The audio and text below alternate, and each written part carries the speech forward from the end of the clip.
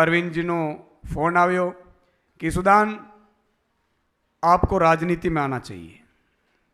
मैंने कहा कि साहब मैंने तो जिंदगी में मेरे कोई परिवार में सरपंच तक नहीं बना है और राजनीति में क्यों?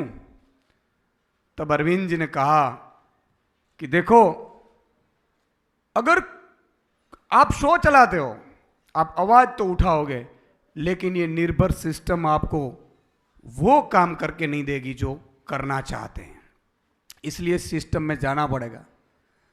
अरविंद जी ने कहा कि देखो, अगर मैं राजनीति में नहीं आता तो आप मुझे बताओ कि क्या दिल्ली की अच्छी स्कूलें होती? आप एक बार स्कूलें देख लीजिए, मोहल्ला क्लिनिक देख लीजिए। मैंने देखा भी, वहां जाकर देखा, और तब मैंने तय किया कि ठीक है, मैं राजनीति में आना नहीं चाहता हूं। राजनीति हर हमेशा अच्छे लोगों की मजबूरी होती है, राजनीति शौक नहीं होता है।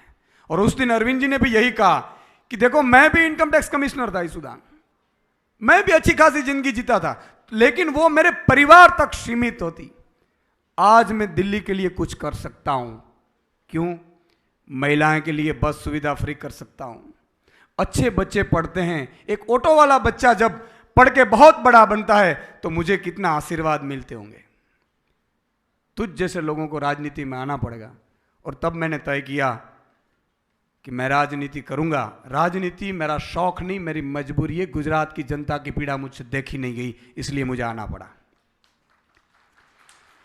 मैंने पहले भी कहा कि मैं कर्म के सिद्धांत में मानता हूं। मैं कहीं आज तक जब भी मैंने पत्रकारिता की, तब भी मैं मुद्दों की पत्रकारिता करता था। किसानों की एक कॉलम जो न्यूज नहीं छापते थे, मैंने कितने सैकड़ों सौ किए होंगे।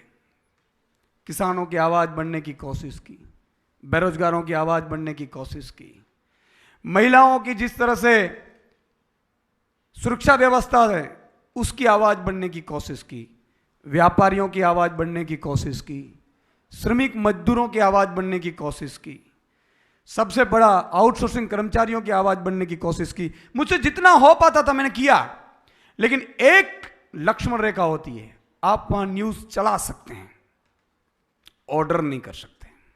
और सिस्टम इतना सड़ा हुआ है कि सिस्टम को साफ करने के लिए, गंदगी साफ करने के लिए आपको गंदगी में उतरना पड़ता है। और तब मुझे अरविंद जी ने कहा कि देखो, गंदगी अगर साफ करनी है तो आपको कीचड़ में उतरना पड़ेगा, चाहे आपको जो भी लोग गालियां दे, मुझे भी देते हैं, लेकिन ये लोग जो गालियां देते हैं ना, वो पॉलिटिकल पार्टी वाले होते हैं। जनता कभी गालियां नहीं देती, वो तो सिर पे बिठाती है। मुझे भी दिल्ली में देख लीजिए आप। और तब मैंने तय किया कि मैं राजनीति में आऊंगा। Subscribe now and press the bell icon, never miss an update.